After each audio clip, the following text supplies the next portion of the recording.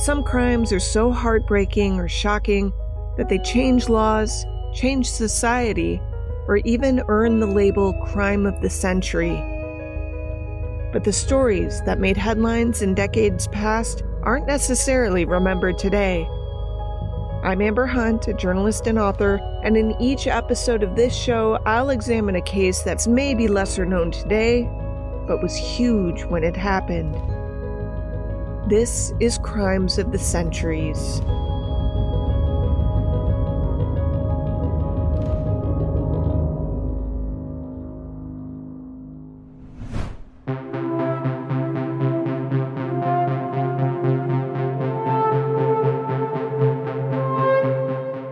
It's usually not a crime when our heroes disappoint us.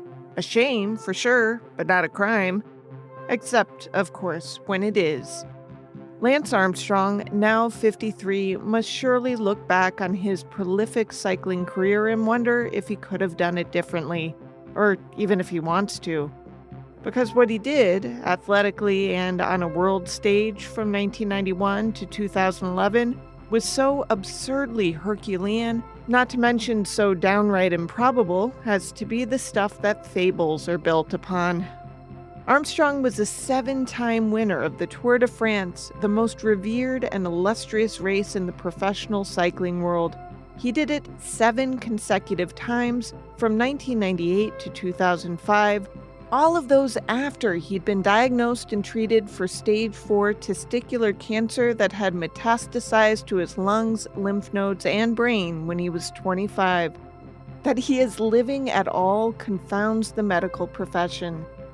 In a 30 for 30 documentary episode on ESPN in 2020, Dr. Jim Reeves, his urologist, explained what kind of hope they gave Armstrong for his survival after his initial diagnosis. Realistically, what are his chances? With what Lance had, almost none. We told Lance initially 20 to 50% chance, mainly to give him hope. But with the kind of cancer he had, with the lung x-rays, the blood tests, almost no hope. It helped that Armstrong was young and in the best of physical shape when they found the thing that was slowing him down. He was supposed to die, like a character out of a Greek tragedy, where the young are felled early in order to teach the rest of us how to live each day with reckless joy. He didn't oblige the naysayers, but he would prove more human than the rest of us in a lot of ways. First, know that Lance Armstrong was an arrogant asshole early on, even when he was barely a blip on the international sports radar. And that trait only got more prominent post-cancer when the career achievements began to stack up. That's because he was fundamentally a self-absorbed phenom, even while he was aided by literally hundreds of others to achieve what he did. A lot of people would simply call him a narcissist, but that word's thrown around a lot these days, and it's a medical diagnosis, so I'll refrain. The medical diagnosis we know he received was the cancer one.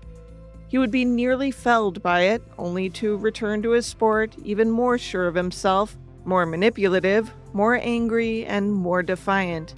And more stubbornly adamant that the big lie told throughout his entire cycling career would stay a secret. He would turn out to be a consummate liar, sometimes even when he was under oath. Which, to be honest, was really stupid, because a lot of people knew his secret. Though, yes, those same people covered for him for a very long time, but some of the people who knew his secret were his enemies, who tend to not be reliable secret keepers when the chips are down. The rest were his friends who knew, or worse, also had a secret to hide, and were receptive to his spoken threats to the holders of that secret with career-ending ruin if they told. Paying them off only works for a while. Ditto for taking them to court. The secret that Armstrong had used performance-enhancing drugs or other illegal means to increase his ability to sustain speed and endure pain in equal portions and win remained mostly hidden from the adoring American public for years. By the time the reckoning came, Armstrong had made so many enemies out of friends, had breached every endorsement contract he had ever signed, and had literally stolen glory from a few who played by the rules. But had he committed a crime? Is it actually illegal to dope to improve your performance? Or is it, well, just wrong? Or as Armstrong figured, is it okay if everyone else was doing it too?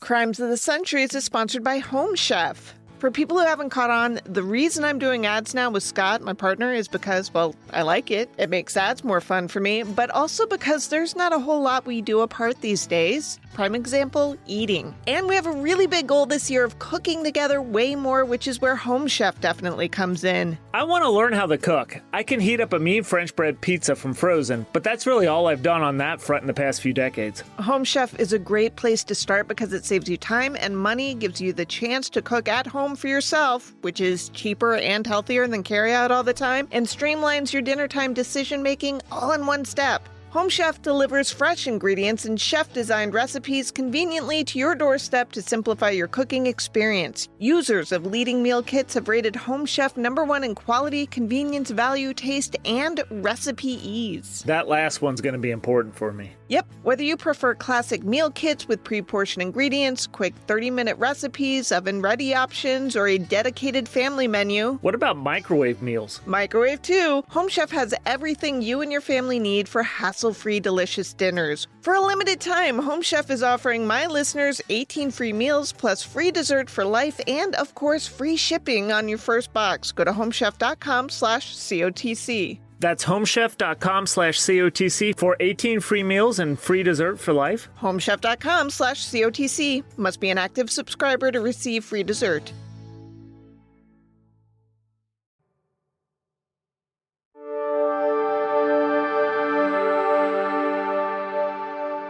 This is an interesting case to present here on Crimes of the Centuries. Not everyone will agree it belongs. Even if what Lance Armstrong did constitutes a crime, who's really the victim? I mean, if you're cheating to win, who is being cheated more than you, who surely must acknowledge somewhere in the dark recesses of your soul that you didn't win fairly? Call me naive, but in competitive sports, is winning a foolproof salve to any wound you inflict on yourself or others? Maybe we were all naive back in the early 2000s, when Lance Armstrong single-handedly broke into the highest realm of a sport previously a European stronghold and held reign there for 7 straight years. He had done the impossible, not just by winning the thing, but by making international cycling interesting, profitable, watchable, and sellable as an American pastime. It was a time when we believed that odds can be beaten and heroes live among us. Then we learned we were wrong on at least one of those counts.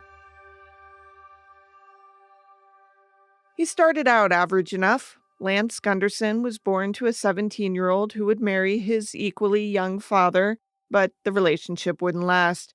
She would go on to other husbands, but Lance would remain her only child.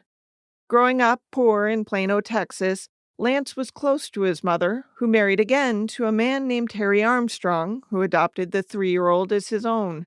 The adoption also meant that the name on Lance's birth certificate was altered to reflect that. Lance told reporters he wasn't very good at sports or games as a kiddo. He said he wasn't fast and wasn't all that coordinated. Yet when he was 12, he decided to give swimming a try. He was so unaccomplished at it, coaches put him in with the 6-year-olds. But he was no quitter. He was instead embarrassed and unhappy enough to try harder at making himself better. And he got better. At 14, he placed 3rd in the Texas State Championships. There, he met a guy who was a triathlete. Lance, intrigued, asked him how to get started. More importantly, he asked, "Does it pay?" Not a particularly well-known sport, triathlons offered cash and equipment prizes to the winners, who are required to swim, cycle, and run as one continuous endurance event. A full triathlon consists of swimming 2.4 miles, usually in open water, biking 112 miles, and then finishing with a marathon-length run of 26.2 miles. The Olympic triathlon covers 32 miles, so distances can vary according to the event. I've known people who do these. My former father-in-law was big into Ironman triathlons. There was not a single fiber of my being that understood why he did it. But Armstrong was hooked. At 14, he was training 25 hours a week. According to Reed Albergotti and Vanessa O'Connell, authors of the book Wheelmen, that meant he was swimming over 6.5 miles, cycling 320 miles, and running 30 miles a week. Here's Lance talking. There was a kids series called Iron Kids. You had to be 15 or younger. I'm already swimming. I'm running. I just got to find a bike. So I found a bike and entered the triathlon and won easily, and then ended up going to the national championship. Got second. By now, Terry Armstrong was out of his life, but Lance figured he was already known in some circles, having what you might call a good name for a brand, so he never gave a second thought to changing it back. Not yet 15, his mom fudged his birth certificate so he could compete in professional triathlons, which required you to be 16 to enter. Rules, you know? They were for other people. And funny thing, he was winning every race he entered, so nobody asked questions. He got a sponsorship with Oakley before he was out of high school. By then, his cycling times had caught the attention of the organizers of the U.S. Cycling Federation. Told that there were millions to be made in cycling in Europe, Lance leaned in, though he was careful to earn only the smallest of stipends, $12,000 a year, so he could retain his amateur status. The 1992 Barcelona Olympics were on the horizon, and Lance figured if he won gold, he'd be set for life.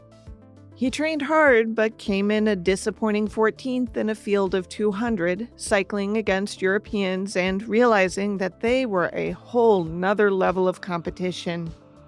He turned pro, joining Motorola, the team owned by high-tech pioneer Tom Weisel, who paid handsome bonuses for winning. The pair soon became good friends. Let me pause here to explain I found something incredibly odd about bike racing. For the most part, with the exception of individual time trials, it's a team sport. A team trains together and plans strategy together, when to break away, sprint, and draft, so that one of their number can win. That means, in the simplest terms, that one guy is selfishly catered to and protected. For a guy who wasn't much for team sports, this was something Lance could get behind, as long as he was the guy being catered to, and not one of those who hauled some other guy's freight around and got no recognition. Know that some of these races are inordinately long, as many as 3,000 miles long, taking days, even weeks, to complete over the roughest and most diverse terrain imaginable, in all kinds of weather and without more than a day's rest sometimes between stages. So yeah, the races test a human's athletic limits as well as their willingness to endure pain. It is not for the weak, or for the hobbyist, or for those who find suffering unfun. By 1993, now living and training mostly in Austin, Armstrong was riding up to 600 miles a week, taking scenic Texas Hill country climbs. He came in second at the Tour de Pont, an 11-day race that qualified him for bigger races, especially something that included 3 races and was called the Thrift Drug Triple Crown. Win all 3, win $1 million. Armstrong won the first, a race held in Pittsburgh. This put a lot of teams, including the Coors team, ineligible for the huge payday. In the second race, held this time in West Virginia, Lance found himself in second place behind Roberto Gaggioli, an Italian cyclist riding for the Coors team. As was sometimes done, apparently, one of the members of Lance's team approached the Coors team and made a deal. If they'd all agree not to challenge Lance when he made his move against Gaggioli, he would cut them in on the $1 million he'd earn if he won the second and third legs of the Triple Crown. For the team price of $50,000, a deal was struck. Armstrong won that race. Then came the Philadelphia race. This is the infamous Manayunk Wall. It climbs 250 vertical feet in less than a half mile. That's as high as a 28-story building. The competitors will climb the wall 10 times. It's the make-it-or-break-it point of the bike race. Armstrong won it, though notably, Gajoli had refrained from challenging him in the third. Gajoli, an Italian who was at the time the world champion in the sport, would later say that Armstrong paid him $100,000 to do so. He would also say that he didn't want to make the deal, but he was made to feel like he had no choice. His teammates needed the $50,000 they were jointly promised. By now, though, Armstrong was getting noticed. He was making money. He could train harder than anyone. He could outsuffer them, too. It was all in front of him. Then he went to Europe.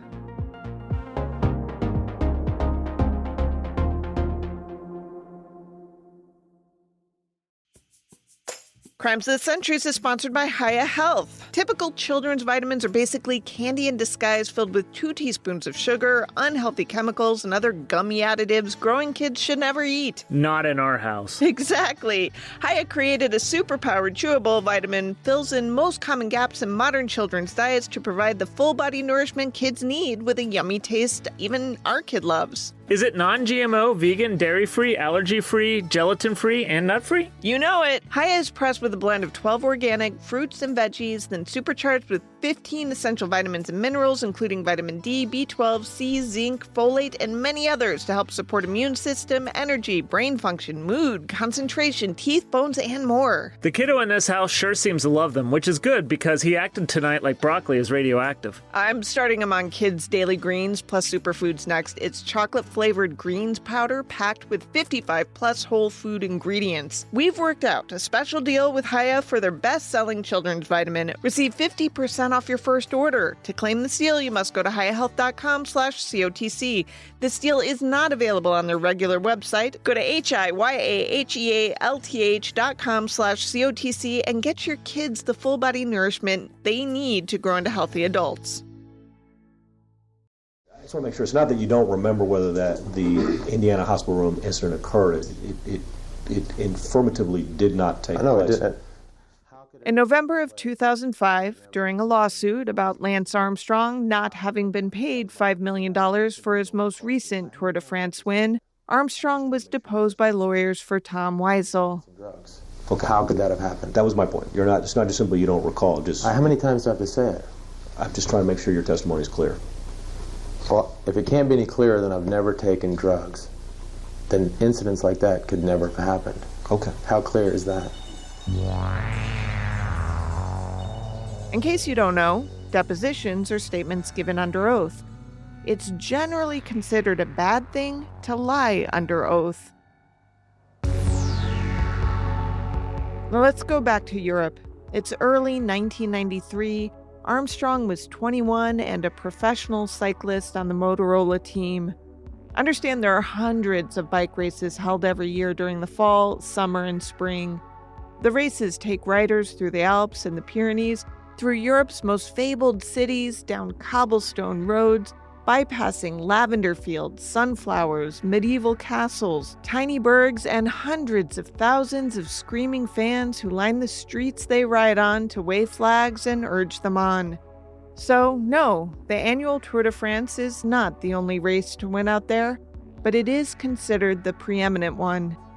There are preliminary races to the July race, and there are big races after: the Vuelta de España, the Giro d'Italia, the Silk Road Mountain Race. But there is little question that the Tour de France, the oldest, is the Super Bowl of professional cycling. I'm a fan of the Tour de France for as long as I live, and there are no secrets. This is a hard sporting event, and hard work wins it, so vive le Tour. Once upon a time, I lived with a guy my mom had married who cycled, so I remember watching this race, with little understanding of what the big deal was, during a few of my formative summers. Now I understand the thing is designed to separate the wheat from the chaff. The number of miles vary from year to year, but it's usually around 2,500 miles long and takes 3 weeks to complete its 18 stages. It has cost a few athletes their lives and humbled thousands more. One of Lance's contemporaries, Tyler Hamilton, once referred to it as, quote, like running a marathon every day for 3 weeks, end quote. It almost always ends with a stage that consists of victory laps through Paris, around the Champs-Élysées a few times, around the Arc de Triomphe, the winner, arms linked with his teammates, drinking champagne on the final lap. Armstrong had skipped college for this, to live with biking buddies on Lake Como in Italy to prep for the season. In testing the pre-Tour de France waters, he won 10 one-day races, but soon realized that the game was different here. He took a stage win at the Tour de France that year, then outright won the Union Cyclist International World Championships Elite men's road race held that year in Norway. That got people's attention. He continued to win smaller races, but wasn't quite where he wanted to be yet. In 1995, he won the Tour de Pont and a few stages again in France. As he tells it, he was getting his ass kicked and he knew why. The rumors were true. Bikers here juiced. It was what was done. Peter Flax, former editor of Bicycling magazine. Painkillers, cocaine, amphetamines. People have taken every imaginable drug during the tour and pushed the limits of what's ethical since the sport began. Just don't get caught. That was easy enough. The drugs were not always correlated with major strides. Testing for banned substances was in its infancy, and the bikers somehow managed to stay ahead of the science. But sometime in the early 1990s, pharmaceutical developer Amgen isolated erythropoietin, don't make fun of my pronunciation, I'm trying here, which is a hormone we all have in us, but which shows up in the body at tiny levels to keep us ticking. Amgen had managed to engineer a synthetic erythropoietin, it's called EPO for short, that could be used to trigger the body's ability to produce massive amounts of red blood cells, mostly to treat chronic anemia, super helpful for those with kidney disease. Even I can see how this might up the productivity of muscles, and surprise, folks, I'm no doctor. Up the productivity, I mean, come on, this was more like rocket fuel. Armstrong would, much later, admit to Oprah that he'd injected EPO as well as human growth hormone in 1993, something he said he had to do to keep up, to win. Then he added a testosterone shot to increase his power and stamina and speed his recovery time post-racing. In 1994 and 1995, he again won a few stages of the Tour de France. In July of 1996, when he was 25, he suddenly withdrew from the Tour de France, complaining of weakness and some pain in his testicles. He had noticed one was larger than the other and, not really knowing if that meant anything, just carried on as long as he could and then decided to go home. He thought he might have the flu. He tried to kick it, but it wasn't really improving. Then he coughed, only to be covered in his own blood. This was not the flu.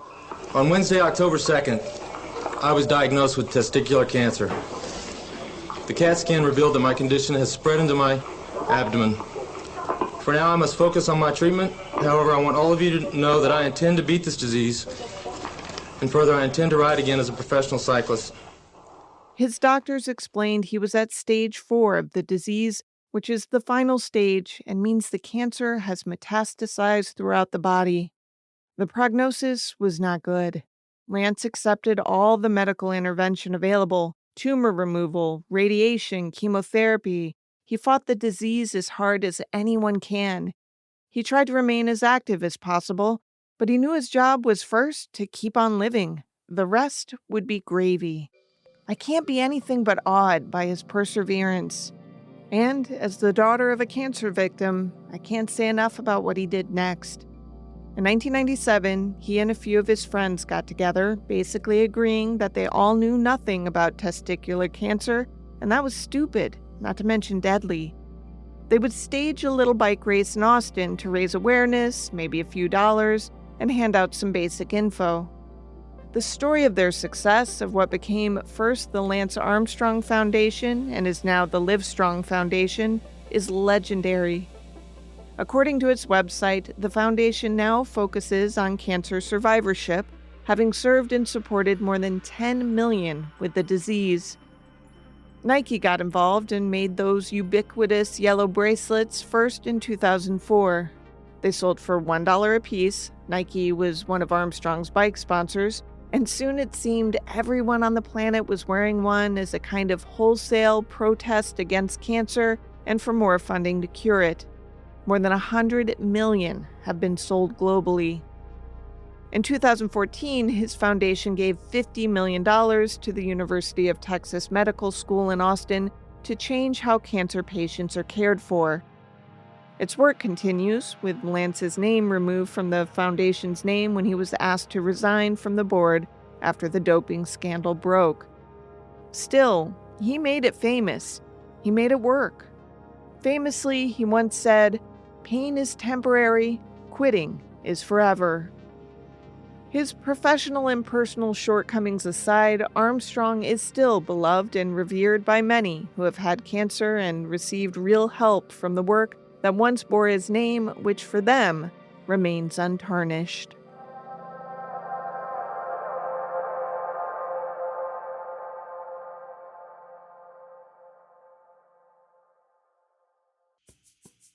Crimes of Centuries is sponsored by Rocket Money. I'm going to get right into it. My favorite thing about Rocket Money, after using it for as long as I have been, is that it tells me when my bills are due. I get a little notification that says, "Hey Amber, you've got 6 recurring bills coming due in the next 7 days," and that prompts me to make sure I've got all the money in the right accounts to make sure everything's covered. That's handy. It is. And my second favorite thing is that Rocket Money alerts me to subscription price increases. I just noticed that one of my streamers doubled in cost, and I don't use it enough to justify that. It's a good time of year to start fresh on some things, right? Remind the people what Rocket Money is. Rocket Money is a personal finance app that helps you find and cancel your unwanted subscriptions, monitors your spending, and helps lower your bills so you can grow your savings. It has over 5 million users and has saved a total of $500 million in canceled subscriptions, saving members up to $740 a year when using all of the app's premium features. That's the stuff. Cancel your unwanted subscriptions and reach your financial goals faster with Rocket Money. Go to rocketmoney.com/COTC today. That's rocketmoney.com/COTC, rocketmoney.com/COTC. Was Lance Armstrong a hero? I'm going to say yes here, but it's complicated.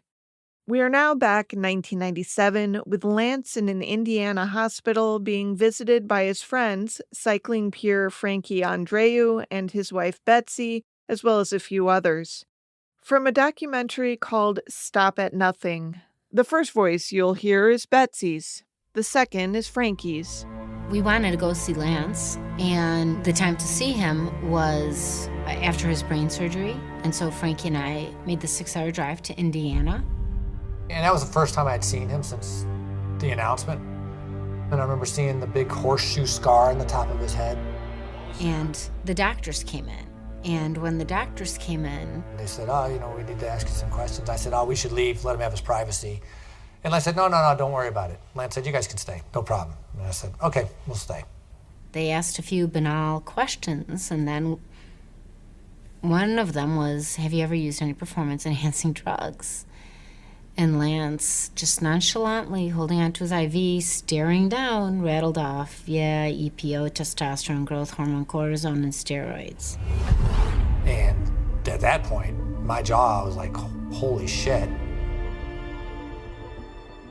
The Andreus promptly left, with Betsy angrily grilling her husband about whether he too was using.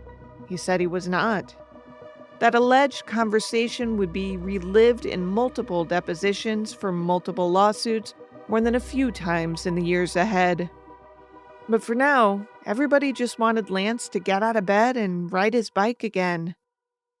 By February of 1997, Armstrong's doctors declared that he was cancer-free. Not bad for a guy who a year earlier wasn't given much chance of living to be 30. He went back to training and made a trip to see Dr. Michel Ferrari, a man recognized on the tour as the maestro of doping, a guy who knew how the drugs interacted with the body and why. He thus could analyze a writer's issues and weaknesses and prescribe a regimen of drugs to fix them. David Walsh, a Sunday Times of London sports reporter who dogged Armstrong about the doping for years, once said that Lance was like a gift from heaven to Ferrari, a man he could rebuild into the consummate cyclist, his Adam, if you will, his greatest creation. At first, no one was interested in having the enfeebled Lance on their team. Finally, Tom Weissel, who had put together a team under the sponsorship of the United States Postal Service, which figured it could use the worldwide publicity that racing would give it, offered a unique solution to the Lance problem. He would pay Lance a minimum wage, but would award him bonuses for incremental wins along the way of his recovery, as if Lance needed the motivation. I'll cut to the chase. In 1999, Lance won the Tour de France and did so again in 2000. That year, sports writer Sally Jenkins paired with Lance for his best-selling autobiography, It's Not About the Bike. It included his miraculous recovery, his marriage, and the birth of his first child. And aside, the Armstrongs had banked Lance's sperm before the operation to remove one of his testicles. He was also piling up the endorsements: Nike, Nissan, Trek Bikes, Busch Beer, all manner of fitness equipment, his image on a Wheaties box. Because of his wins and because of his singular achievement of being a cancer survivor whose body had so completely recovered as to be among the finest human specimens alive. I mean, Armstrong was everywhere, even on Saturday Night Live, poking fun at himself. I just kept thinking, I'm Lance Armstrong. If I lose the bike part, I'll be the laughing stocks. So I just went bike in training leading up to the race. Right. Talk us through the swimming. They say you never forget how to ride a bike. Well, they don't say that about swimming, and now I know why. Man. For every sponsorship contract, Lance made it clear that a hefty donation to his foundation was also required. That donated money was never touched by Armstrong. He became close friends with President George W. Bush and Secretary of State John Kerry, among others. He appeared regularly on American television talk shows, gave motivational speeches, and showed up for cancer funding in every state that put it on the ballot, and most every time someone asked. He was made ESPN's Comeback Man of the Year. He divorced his wife and took up with singer Sheryl Crow for 3 years. The couple were even engaged for a time before they split. Sometime, much earlier on, Ferrari and the doctor on the United States Postal Service team had roped everyone on the team into Armstrong's doping routine because, as I explained, it was a team effort to get one of the team's chosen riders to win. The chosen was always Armstrong. The illicit activity for the team even involved a bizarre but effective kind of doping in which a quart or more of blood is taken from the rider previously to big races, then re-injected into the rider during the race, effectively doubling his red blood cell count and lowering his lactic acid production. Because of the ever-present fear of getting caught, the team bus once drove in the middle of the night to a deserted area where the blood was then motorcycled in and riders lay on the floor of the bus to be transfused with their own blood. Testosterone and EPO were injected surreptitiously at races, with riders putting the spent needles in empty vials and empty Coke cans to throw away. While in training, the drugs were often kept at Lance's house in Italy. He was, in fact, the one who policed the program set up by Ferrari. But the tests for the presence of illicit substances in the riders were getting better, and those watching for illegal behavior sharpened. So much so that in 1998, just before the start of that year's Tour de France, a large haul of doping products, specifically EPO, was found in a Festina team support car. That led to hotel raids and the arrest of the Festina team's athletes, its doctors, its trainers, its coaches, and 2 pharmacists. Tests of the 9 riders revealed the presence of human growth hormone, amphetamines, EPO, steroids, and corticosteroids. They all received varying suspended sentences and some temporary bans from competing. The biking world reeled. Their response? Get better at hiding it.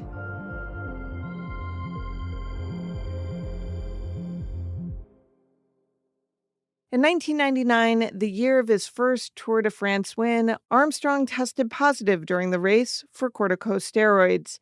The team, knowing full well that they had somehow not done a good enough job of doing the hiding, came up with an excuse that worked.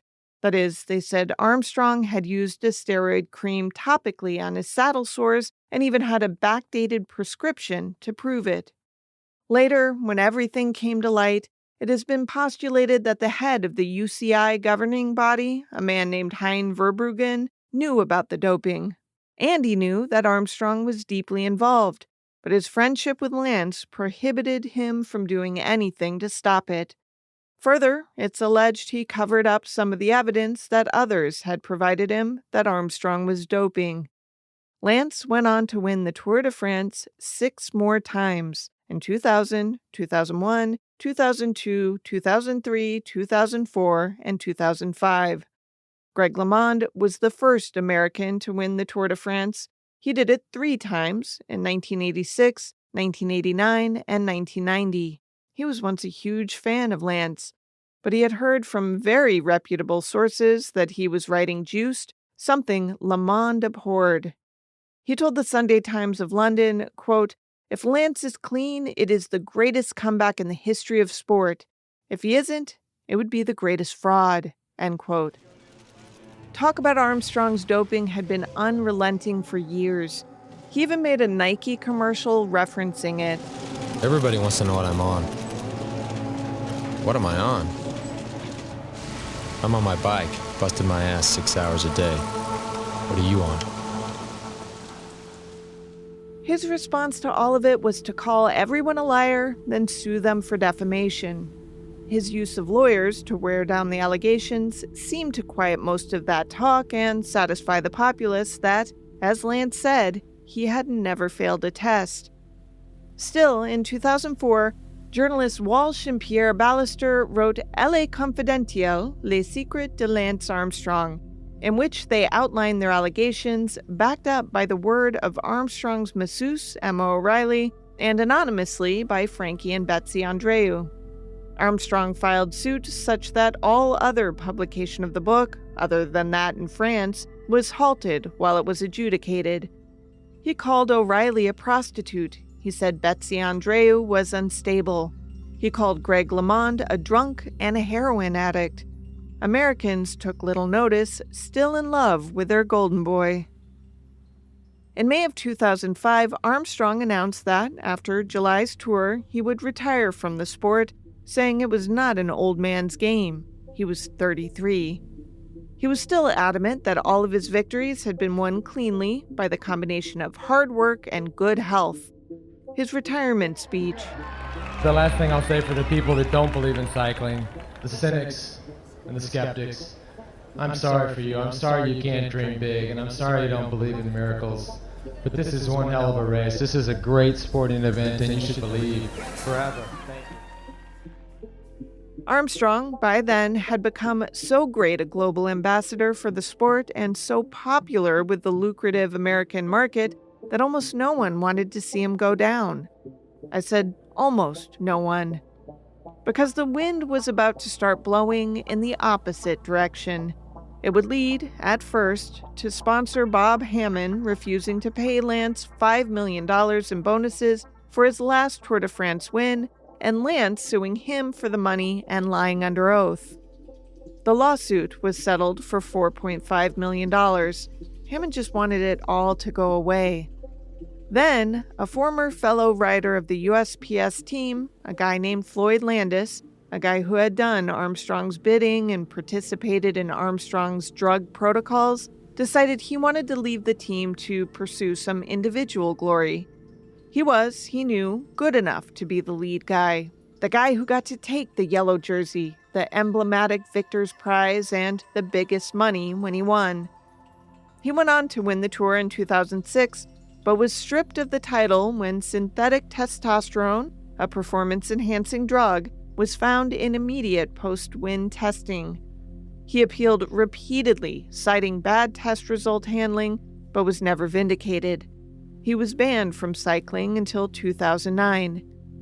He must have found that awfully unfair. Maybe unfair enough to do something about it.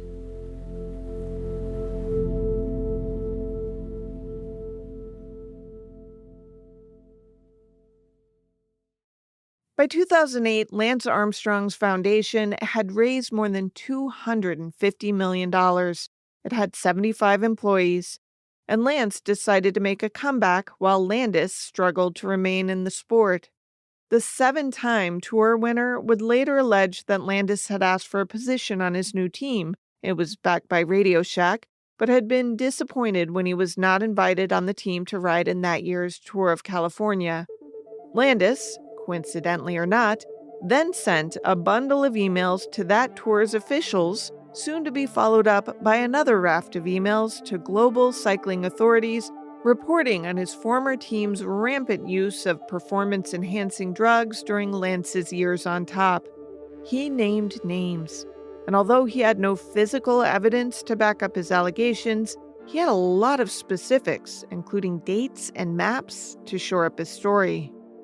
By now, Frankie and Betsy Andreu had been asked to tell their story about the hospital visit in 1997 when Lance had admitted using performance-enhancing drugs in front of a room full of friends and 2 doctors.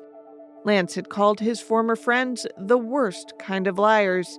He had isolated them and spread vicious rumors that harmed their credibility and place within the sport. Several reported being threatened with ruin if they talked. Dallas attorney Jeff Tillotson, who represented Bob Hammond in a lawsuit filed by Lance, described the insidious nature of Armstrong's challenge to the allegations that almost everyone knew were true. These are things that are so devious, if untrue, but so powerful when you use with people that makes you a compelling liar. I'll give you an example. Bad liar, Richard Nixon.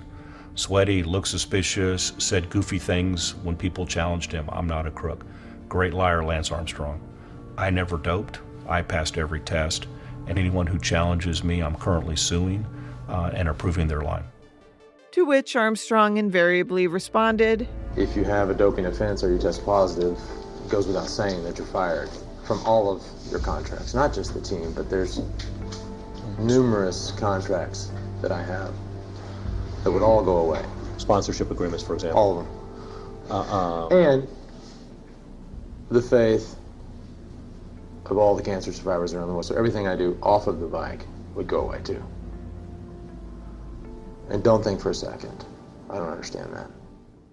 all of this raises the question, when the truth is about to be laid out for all of us, did Lance use his cancer victory as a shield? Did he dispense it freely to prove his veracity? Did he understand the disgrace in that? Pretty soon, the dominoes began to fall. Landis had spoken to Travis Tigert of the U.S. Anti-Doping Agency, who contacted the feds, who turned it over to Jeff Nowitzki, an investigator for the Food and Drug Administration, who began a federal investigation into Lance Armstrong. Wheelman authors Alberghetti and O'Connell dubbed Nowitzki as, quote, the Elliot Ness of steroid outings, end quote.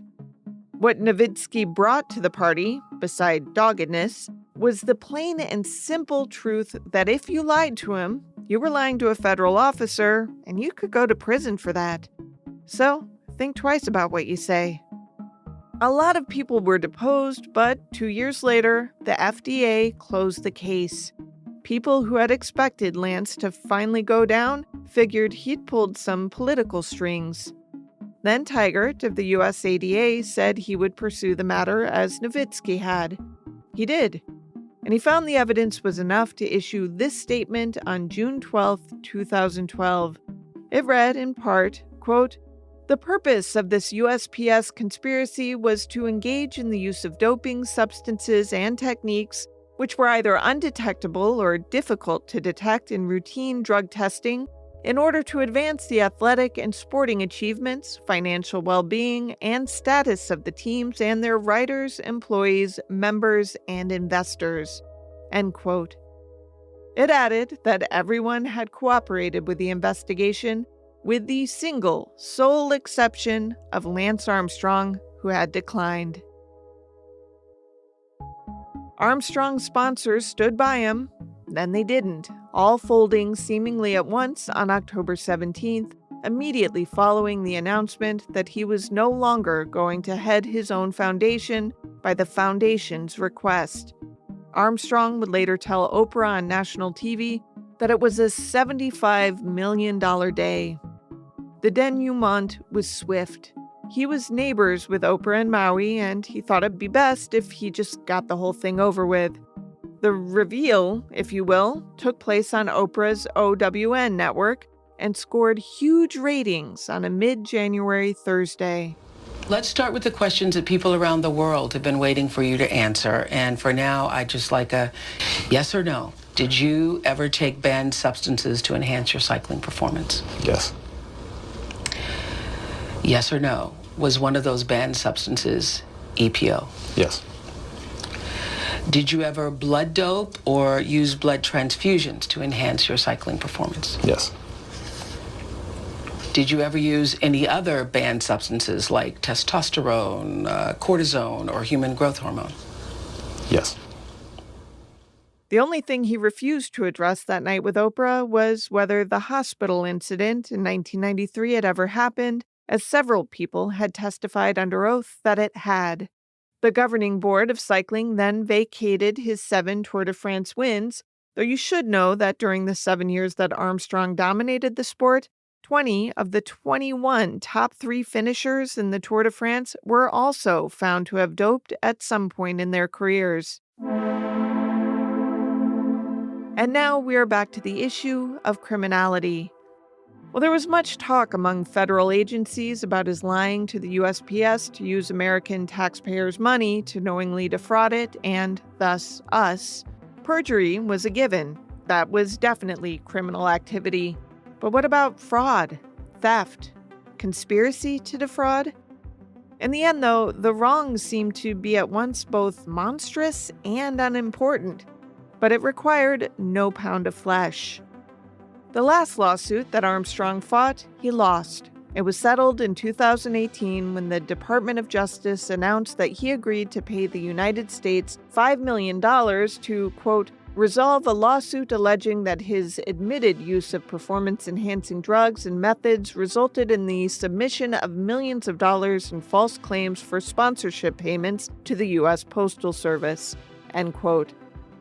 Of that civil settlement, Floyd Landis, the whistleblower, got about $1 million. Plus, he got another $1.65 million from Armstrong to pay his legal bills. Landis, I should note, didn't get to keep all the money he got from Armstrong. He owed about $500,000 to people who'd tried to help him win back the title he'd lost for juicing.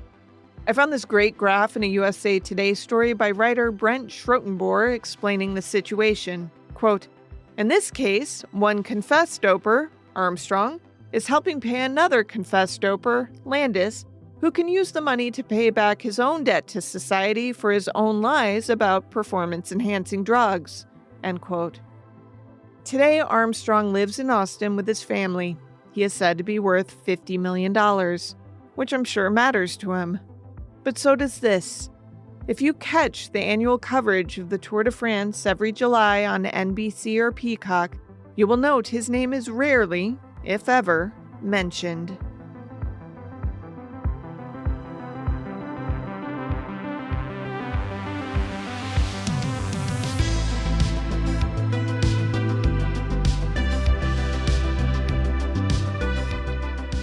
To research this case, journalist Amy Wilson read Wheelmen, Lance Armstrong, the Tour de France, and the Greatest Sports Conspiracy Ever by Reed Albergotti and Vanessa O'Connell.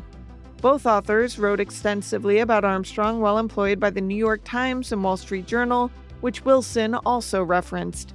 The ESPN 30 for 30 two-part documentary, as well as a ton of news clips available through YouTube, proved invaluable.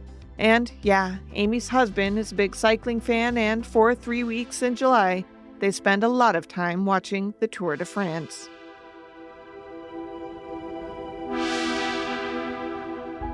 Crimes of the Centuries is available early and ad-free through